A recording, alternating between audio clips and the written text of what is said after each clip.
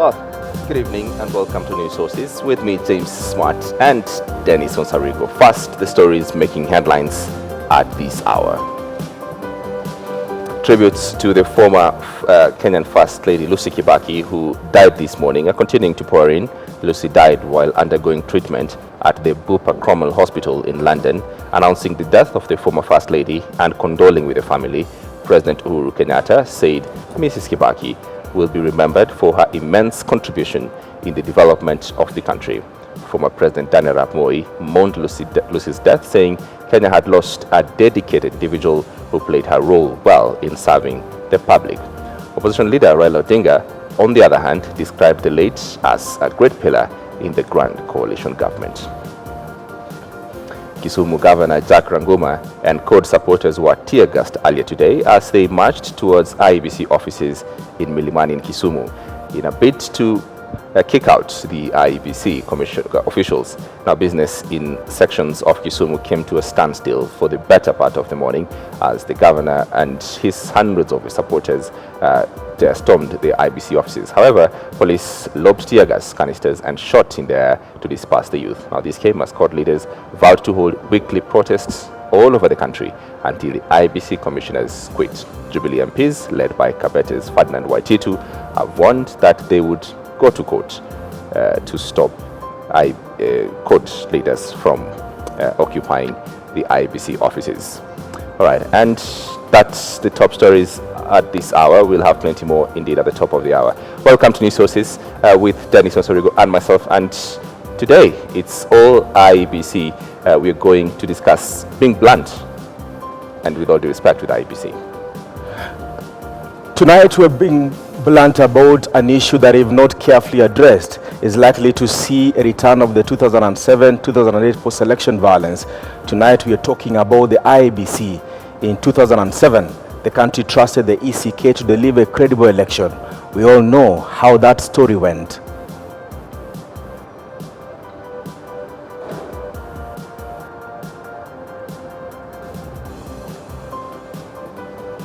There is no reason why results, after you have prepared them, you should look at them. Are you a witch doctor? And you are looking at them and to change them.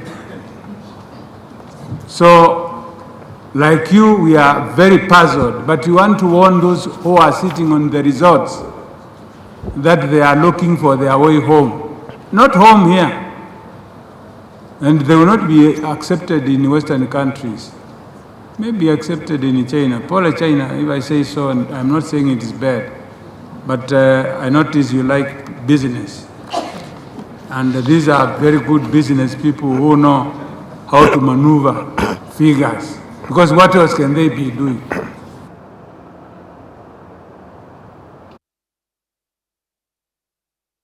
One hour address the never-ending war of words between ODM and PNU, then CORD and Jubilee now, about general elections. Let us walk you back.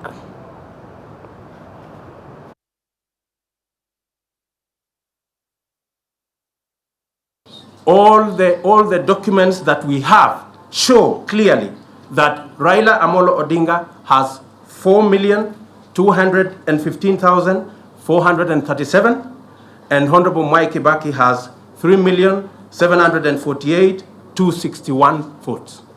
That is what we have. And if the commission is going to announce other results, they must tell us on the basis of what. And we have pointed to them very clearly. And we thank God that they allowed us last night to peruse the files, because on perusing of the files, it was absolutely clear that announcements were being made here which did not have any basis, because there were no documents to support whatever announcements that were being made. If a figure is going to be assigned to somebody 50,000, you can as well assign him 500,000. Because, I mean, if you are assigned figures without any supporting documents, then you can assign a figure you like. That is what we are saying. You can't be a player and be a referee at the same time in the same game. It's not possible. And it's important that we abide by the rules. The ECK is independent. It must act without intimidation. It must act without anybody's direction. And they have been subjected to all manner of intimidation since this process started. Let's give them time. Let's give them a chance to come and tell us the results. Our side is ready, willing, and available to accept the results, whatever direction they go. That's what the game is all about. First things first, 2013 general election was described as the most peaceful. The country had a new electoral body. The outcome was contested, but in court. 2017 is just around the corner. Should we have a new IEBC? Should it be reformed? And should it be trusted to deliver the next general elections?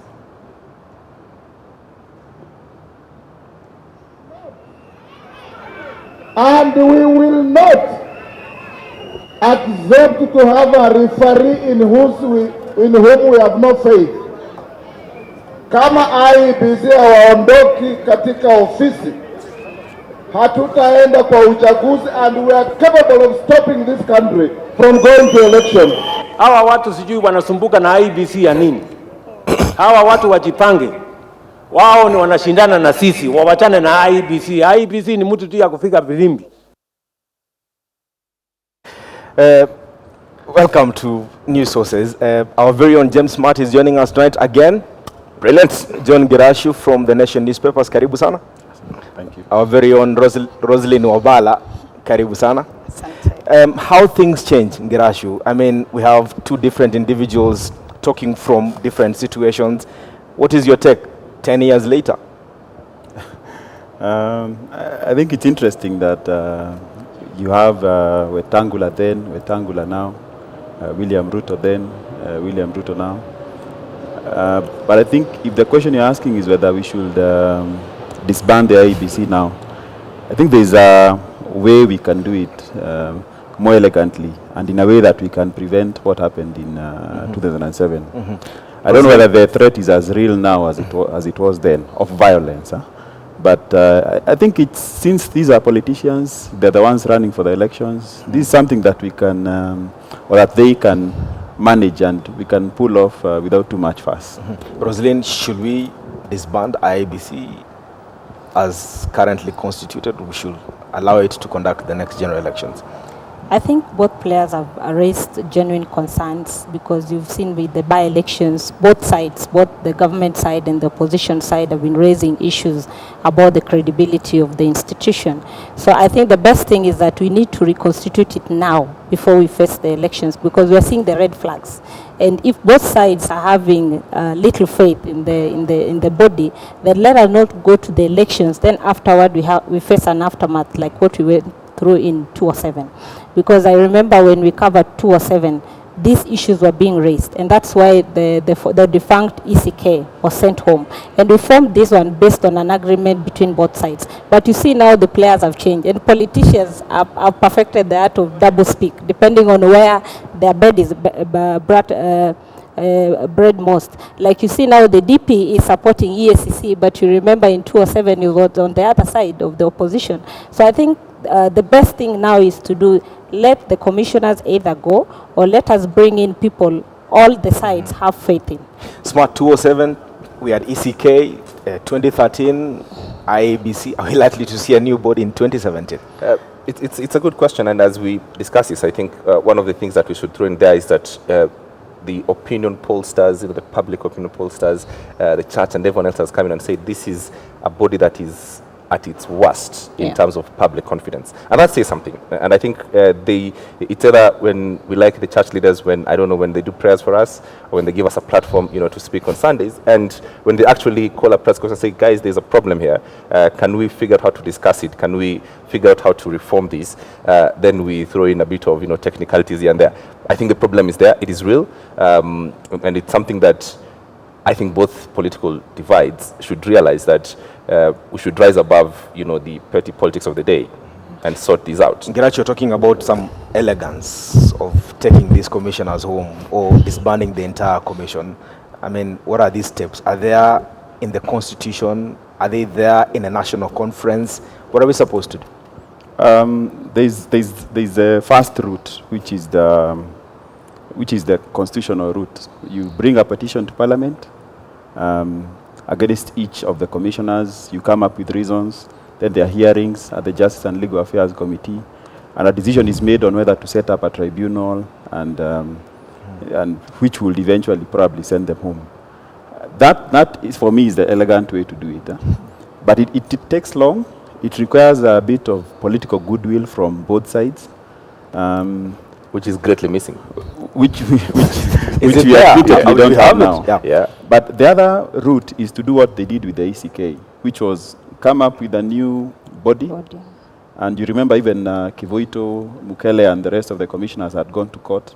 And in fact, one of the decisions Marende made that was big in Parliament at that time was on whether to go ahead with the reconstitution of the Electoral Commission and all that. That requires now more agreement between the opposition and the ruling coalition.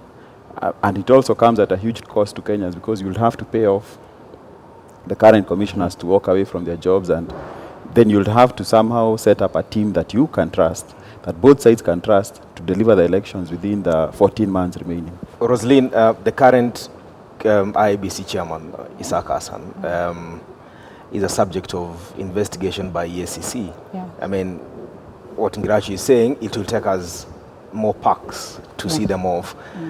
People have been saying he should step aside. I mean, many other senior civil servants have stepped aside because they have been mentioned in corrupt dealings.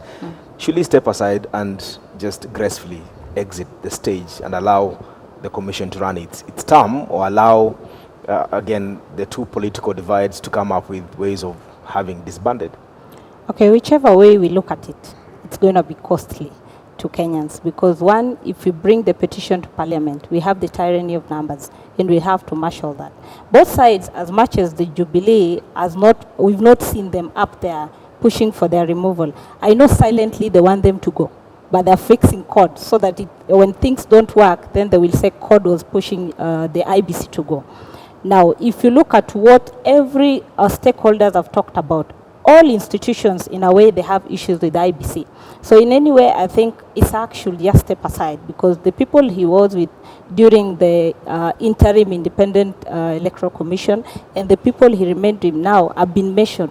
Some are already in court, some have already stepped aside. So I think his continued stay in that office is not good for this country. Smart LSK has just spoken and said they should go home. Your thoughts? Like I say, we go back to the same point. Everyone is saying there's an elephant in the room. It is huge and it's stinking, and we're all saying, but there's a way to remove the elephant from the room, and say, can we actually, get a proper way, saying that, 14 months to the elections, and we have a body that we all seem not to be comfortable with.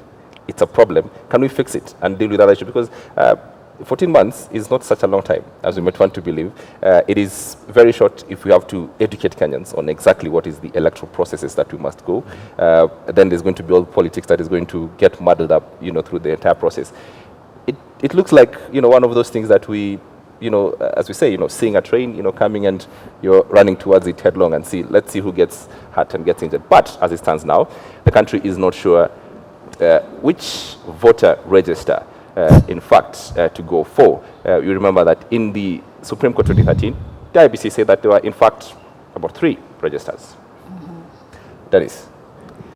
The IEBC has been walking back from that court, from that judgment before the Supreme Court. And the IEBC has been saying we only have 1 register. But the highest court in the land said the IEBC can quote the special register, can quote the Green Book, can quote a special disabilities register of 38,000 people. I don't know, Ngirachu, do we have a register in place for the IEBC going forward? 1. 1? No, not 4. Yeah. 1. We have. I don't know whether I'm the right person to answer that question. But the real issue is that will actually make us think whether to get rid of the IEBC or not actually have to do with that process in the run-up to the last election. Why didn't we have EVIDs that were working in all the stations? Why didn't polling clerks go with laptops that didn't have charge? Such things.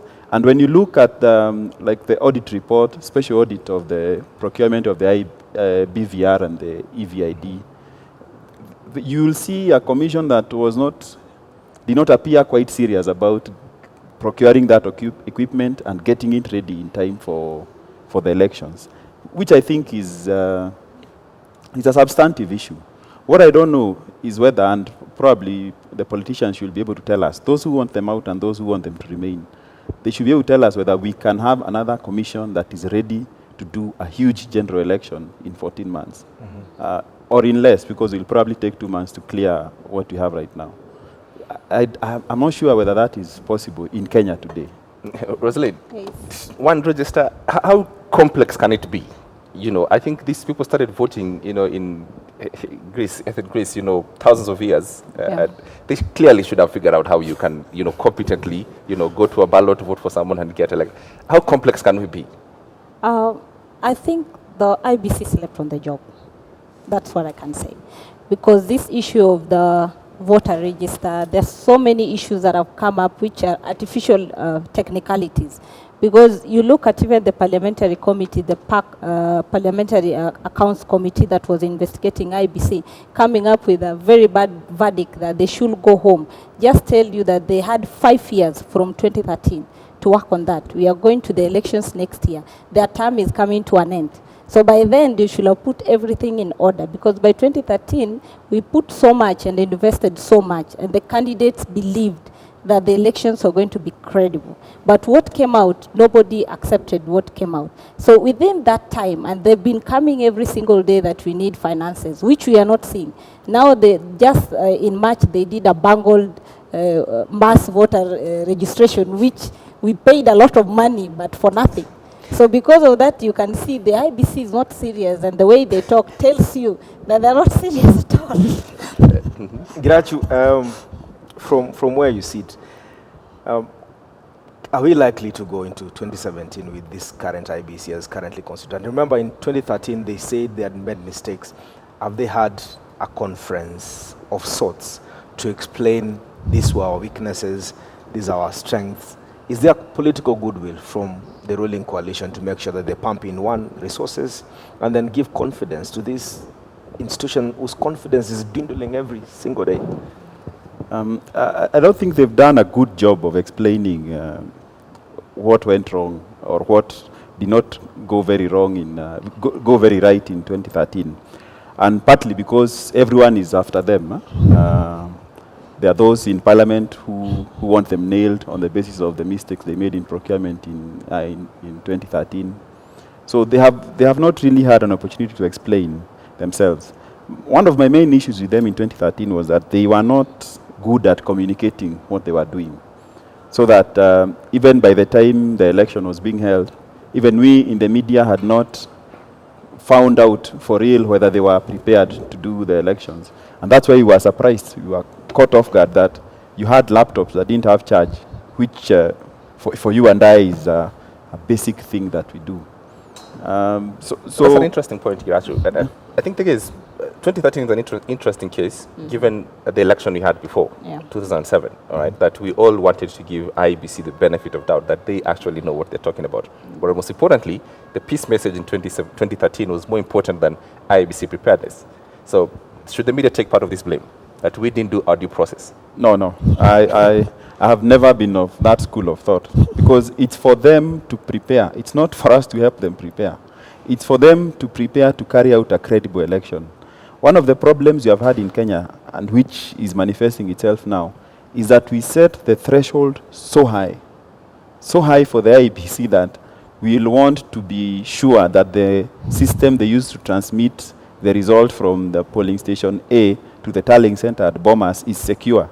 And we'll want our own IT experts to go and test it. And they haven't done a good job of inspiring confidence. I don't know what they can do, because Kenyan standards are so high. Rosalind, IEBC has conducted many other by-elections after 2013, and they have run without a hitch. I mean, we have had transmission of results. Yeah, largely without without a hitch. 2013, was it a computer error? What was it?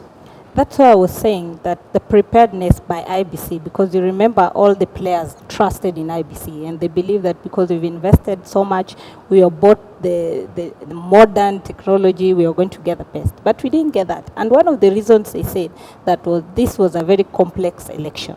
And what we expected from IEBC was that either they were going to sponsor something so that either we stagger the elections, because this is the first time we're having 6 elective positions at the same time, which surely it's very huge for an institution like IEBC. But we are going with the same next year. By now, there are so many legislation that they say we presented to Parliament, they're stuck in Parliament. But they don't speak about it. You find the media digging, which is not our work to do that. It is IEBC that should come out and say, hey, we are going to the next election. So much is at stake here. We need to give Kenyans the best and not doubters, as the case was 2013. Now, we even have a young CEO that we expected was so energetic and will pump, and rebuild the confidence of Kenyans. But we are not seeing this. What we see is them every day demanding for funds, but you're not seeing what they're doing with the funds. Smart, what are we seeing apart from this funds thing Rosalind is talking about? I mean, Ingirachu, in his last comment, he sounded very dejected, saying, what else can we do, for us to do this election? I think the people of Athens, 1,000 years ago would be disappointed by us having this discussion now, right? Because I think running an election shouldn't be this complex, right? The British have the most basic of systems on how they do the elections. Our problem is we introduce thuggery, theft, and cleverness and trickery into the election process, that someone wants to trick the process from in the morning, when the ballots are getting in, someone wants to have the ballots before. If they miss that, they want to stuff it. If they're not stuffing it, they want to get people to go and vote again and again. And after that, they want to, in the counting, to change all this. So I think the problem is inbuilt in our culture and in ourselves. And it's something that I think possibly we should address on exactly what do we expect from an election. Because our elections, as the buzzer says, appears to be something that is, very complex. It shouldn't be. Girachu, Rosalind, Smart, I think this is a discussion we should be having again.